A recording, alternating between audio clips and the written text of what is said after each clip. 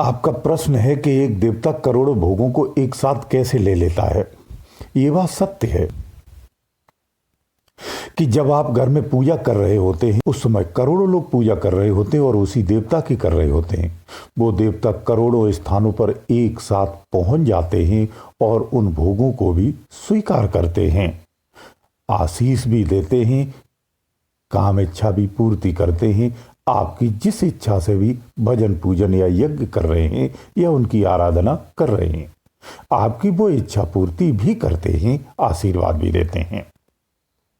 तो ये सब ऐसे कैसे संभव हो जाता है, ये क्या विधि है? देखिए ऐसा है, सबसे पहले तो आप ये समझ लीजिए कि एक चीज तो स्थिति क्लियर हो जाती है कि ये ज्ञानमय अवस्था तो नहीं है, ये विज्ञानमय अवस्था है। ज्ञान से ये सब कुछ संभव नहीं हो सकता, विज्ञान से ही ये संभव हो सकता है कि 1 करोड़ नहीं हजारों करोड़ों स्थानों पर पहुंचा जा सकता है। ये उसी से संभव होता है। तो देवता क्या है ये भी जान लीजिए, तो मैं समझता हूं विज्ञान की अवस्था भी आपको समझ में आ जाएगी। देवता दरअसल एक विज्ञान अवस्था की स्थिति है। देवता है कौन? देव भी जीव ही हैं, जीव अवस्था से ही है। संसार में चराचर जगत में जो कुछ भी शक्तियां हैं वो सब जीव ही हैं। सबकी अवस्थाएं अलग हैं, ज्ञान के कारण उनकी अवस्थाओं में परिवर्तन है। वो हमसे श्रेष्ठ हैं, उत्तम हैं, पावरफुल है, वो विज्ञानमय अवस्था में है। वो विज्ञान हमारे पास भी है, हम उस विज्ञान से अनभिज्ञ हैं अज्ञानता के कारण। यही देवों में आप में फर्क होता है। आप अपने विज्ञान अवस्था में पहुंच सकते हैं। उस विज्ञान अवस्था में पहुंचने के लिए आपको भजन करना होता है, ध्यान करना होता है। ध्यान समाधि में जा करके तमाम युक्तियों को पाते हुए आप निज अवस्था में पहुंच जाते हैं। तो आपकी जो निज अवस्था होती है वो विज्ञानमय अवस्था होती है। देव शक्तियां वो शक्तियां हैं जिन्होंने कभी तप किया है, भजन किया है और उनका प्रारब्ध इतना स्ट्रांग है जिसकी वजह से वो देव योनियों में है। मनुष्य से ही देव बनता है, ये इतिहास भरा पड़ा है, आपके वेद भरे पड़े हैं, शास्त्र भरे पड़े हुए हैं। कर्म से ही ये सारी चीजों की उपलब्धि मिलती है। ये जीव के द्वारा किए गए कर्मों की उपलब्धि का ही परिणाम है कि आप देवलोक में हैं, स्वर्गलोक में हैं, मृत्युलोक में हैं, पितृलोक में हैं, प्रेतलोक में हैं, नागलोक में हैं या तमाम असंख्य लोकों में हैं। ये सब सृष्टि के ही भाग हैं, ये सब सृष्टि के ही हिस्से हैं। इस सृष्टि के परे न जाकर के अंतर में ही रह जाना, इसी स्थानों पर प्राप्त कर लेना, अपने तपोबल के फल के अनुसार वो स्थान प्राप्त हो जाना, आप उसी उपाधि से नवाजे जाते हैं। इसी तरह से देव शक्तियां भी होती हैं। क्योंकि आप सभी जानते हैं, आप वेदों को भी अध्ययन किया होगा, शास्त्रों का अध्ययन किया होगा। वहां से जब आप अध्ययन करते हैं तो ये जान सकते हैं कि सारी देवताओं की स्थितियां और अवस्थाएं एक निश्चित हैं। उसके बाद निश्चित रूप से इनमें परिवर्तन होता है, इनके पदों में बदलाव होता रहता है, नई पोस्टिंग होती रहती है, पुराने जाते रहते हैं, ऐसा भी होता है। शक्ति रूपी जो विज्ञान है वो एक ही है, सदा से था और सदा रहने वाला है। वो शक्ति रूपी जो विज्ञान है वो ऐसा ऐसा रहता है, उसमें नए रूप आकर के नया स्वरूप धारण करके नई स्थिति को उत्पन्न कर देते हैं। ऐसा संभव होता है। इस तरह से नई नई पद्धतियां, नई नई प्रकृति और नए नए आविष्कार होते रहते हैं। प्रकृति भी स्वयं को अपडेट करती रहती है, नवीनीकरण करती रहती है। यही प्रकृति का स्वभाव है। इस प्रकृति में असंख्य सृष्टियां हैं, इन सृष्टियों में भी नित्य क्षण नवीनीकरण होता रहता है। इसीलिए प्रकृति का मूल स्वभाव परिवर्तन होना ही है। प्रकृति अपने मूल स्वभाव में परिवर्तित होती रहती है। इसी को हम बदलाव कहते हैं। इसी कारण से हर चीज में बदलाव होता है। मनुष्य जन्म लेता है, बूढ़ा होकर के शरीर त्याग देता है, ये जीव की अवस्था होती है। ऐसी समस्त जीवों की अवस्था है, देवों की भी यही अवस्था है। लेकिन वो चेतन शक्ति में होते हैं, इसलिए बूढ़ापन नहीं आता है, अवस्था परिवर्तन होता है। लेकिन परिवर्तन वहां भी होता है। जो देव शक्ति है वो देव शक्ति जस की तस ही रहती है। उसमें रहने वाली जो अवस्थाएं हैं, जो जीव हैं, उनका परिवर्तन होता रहता है। इस तरह से विवेकपूर्ण समझिए। कोई देवता बदल जाता है इसका मतलब ये नहीं वो शक्ति बदल जाती है। केवल देव बदलता है, देव शक्ति नहीं बदलती है। देव शक्ति जस की तस ही रहती है। उदाहरण की जैसे मान लीजिए विष्णु शक्ति है, तो विष्णु रूपी जो शक्ति है वो जस की तस ही रहती है। उसमें आने वाले जो जीव है, जो विष्णु का रूप धारण करते हैं, वो एक निश्चित अपना फल प्राप्ति के बाद उस पद से हट जाते हैं, उसका त्याग हो जाता है। लेकिन विष्णु शक्ति जस की तस बनी रहती है। ये सब शक्तियां ही हैं। ऐसे जीव है, जीव जस का तस है, अविनाशी है।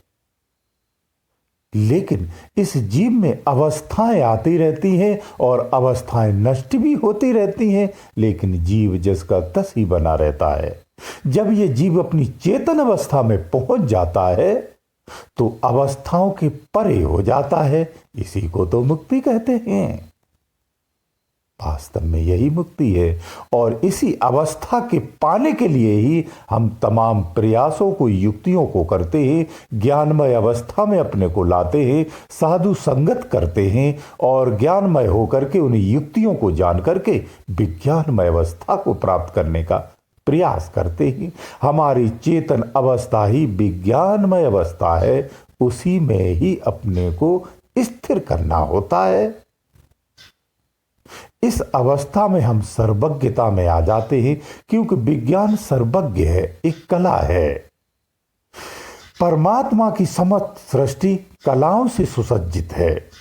इन भांत भांत की कलाएं हैं, इन कलाओं का ही हम अंश होते हैं। जो ज्ञान की अवस्था में आकर के इन कलाओं के भेदों को जान लेता है, वही परमात्मा को जान लेता है। फिर वो इन कलाओं को त्याग करके परमात्मा में लय हो जाता है और फिर वापस इन्हीं कलाओं का अंश हो जाता है। यही मनुष्य की सद्गति की अंतिम अवस्था होती है, यही उसकी स्थिति होती है, यही उसकी सद्गति होती है। इसी अवस्था को पाना होता है। जो इसमें प्रयास करते रहते हैं, जिनका ये प्रयास पूरा नहीं होता है, तो वो कोई ब्रह्मलोक में, कोई देवलोक में, कोई विष्णु लोक में, कोई शिवलोक में, कोई इंद्रलोक में अलग अलग स्थितियों को प्राप्त कर लेते हैं, अधूरे रह जाते हैं। सशरीर होना बहुत आवश्यक होता है। जब सशरीर होते हैं तभी उस भजन की प्रक्रिया को अपना पाते हैं, इसलिए शरीर को धारण किया जाता है। ये सृष्टि का क्रम है। शरीर स्थूल को धारण करने के बाद सूक्ष्म शरीर की गति हो पाती है। कारण को भी त्याग करके जीव अपनी निज अवस्था में पहुंच जाता है। सूक्ष्म में भी जो जागृत सूक्ष्म होते हैं, उन्हें ना शरीर होते हुए भी वो सक्षम होते हैं अपनी साधनाएं करने में। लेकिन वहां भी कोई न कोई एक ऐसी अवस्था होती है जहां वो स्वयं में अहम में ही डूबे होते हैं। स्वयं को देव स्वरूप मानने के कारण वो भी ब्रह्म से दूर हो जाते हैं, ब्रह्म से भिन्न रहते हैं।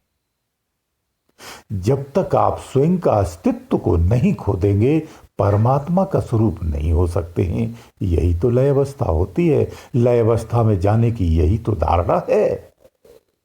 संत जन इसी को चेताते रहते हैं, इसी को बताते रहते हैं, इसी पर प्रेरित कर रहते हैं, हर जीव को संसार में प्रेरित करते रहते हैं। जो जीव जीते जी इन प्रेरणाओं को स्वीकार कर लेता है, वो अपना कल्याण कर लेता है। अन्यथा संसार में सब कीड़े मकोड़ों की जिंदगी जीते आए, ऐसे ही जीते रहेंगे। तमाम शरीरों को धारण करते रहेंगे, जीते रहेंगे, मरते रहेंगे। यही अवस्था जीव की बनी रहती है। इसी से संसार भरा पड़ा है। जो विवेकी साधक होता है वो इन सब के परे हो जाता है और अपने में लय हो जाता है। इसी को सद्गति कहते हैं। इसलिए गुरुओं की वाणी, संतों की वाणी बहुत प्रेरणादायक, फलदायक होती हैं। आपको इस संसार के जन्म मरण से मुक्त करने वाली होती हैं, आपकी वास्तविकता को बताने वाली होती हैं, आप वास्तव में क्या है इस चीज को बताने वाली होती हैं, आपको यथार्थ से मिलाने वाली प्रेरक वाणियां होती हैं। इसलिए संत वाणियों को सुनना चाहिए। ये आपके जीवन को कृतार्थ कर देती हैं, आनंदमय कर देती हैं, दुख और कष्ट के भव सागर से निकाल करके आनंद के सागर में स्थापित कर देती हैं। ये उसी के लिए प्रेरित करती हैं। इसलिए संत वाणियां उचित होती हैं। तो देवता जब विज्ञानमय अवस्था में पहुंच जाता है तो सारी सृष्टि आपके लिए छोटी सी हो जाती है। जैसे एक स्थान से आप सब कुछ देख सकते हैं, सब कुछ पहचान सकते हैं, ये आपकी दृष्टि का खेल होता है। ऐसी विज्ञानमय अवस्था होती है जब आप अपने चित्त से किसी भी एक स्थान से दूसरे स्थान पर क्षणिक में पहुंच जाते हैं। आप खड़े कहीं भी हैं लेकिन विचारों के रूप से, चित्त के रूप से आप क्षणिक में कहीं भी पहुंच जाते हैं, अपनी यादों में चले जाते हैं। वो क्षणिक में होता है। यही तो विज्ञान है। तो यही अवस्था जब ज्ञानमय अवस्था होती है तो आप करोड़ नहीं, हजारों, असंख्य करोड़ स्थानों पर एक साथ एक क्षण में पहुंच सकते हैं। ये आपका अंश ही जाता है और उस अंश का प्रभाव उस स्थान पर भी दिखता है और उस स्थान को प्रभावित करते हुए वहां के भोगों को लेकर के वापस आ जाता है। आप तो अपने स्थान पर ही होते हैं लेकिन इस एक स्थान पर बैठते हुए हजारों स्थानों पर एक साथ जा सकते हैं। आप अपने चित्त को फैला करके देखते हैं। इसी से कल्पना कर लीजिए, यही विज्ञानमय स्थिति है, यही विज्ञान है। देवता इसी विज्ञान में जागरूक अवस्था में होते हैं, इसलिए अपनी समस्त शक्तियों के साथ होते हैं। जो जागरूक अवस्था, ज्ञानमय अवस्था में जो नहीं होता है वो अपनी समस्त शक्तियों के साथ नहीं होता है। वो वहां होकर भी लाचार ही होता है, किसी उस क्षेत्र में कोई प्रभाव छोड़ने के योग्य नहीं होता है, सक्षम नहीं होता है। ये अज्ञान अवस्था होती है। जब ज्ञान अवस्था में जाओगे तो उस क्षेत्र को आप पूर्ण रूप से प्रभावित कर सकते हो। जैसे सशरीर आप जिस स्थान पर बैठे हो और किसी कार्य करने में सक्षम होते हो, ज्ञान अवस्था में आप किसी अन्य स्थान पर जाकर के, रूहानी रूप से जाकर के उस स्थान में कार्य करने के लिए सक्षम होते हैं। यही ज्ञान और अज्ञान की अवस्था होती है। तो ये सब चीजें आपको अंतर्मुखी होने से ही प्राप्त होती हैं। जो साधक अंतर्मुखी होता है, अंतर में ध्यान लगाता है, अंतर में स्थित हो जाता है, उसे ये सब चीजें सहज में प्राप्त होती हैं और इस विज्ञान को प्राप्त कर लेता है और सर्वत्र हो जाता है। यही आपकी वास्तविक अवस्था भी है जिससे आप अज्ञानतावश भिन्न हैं।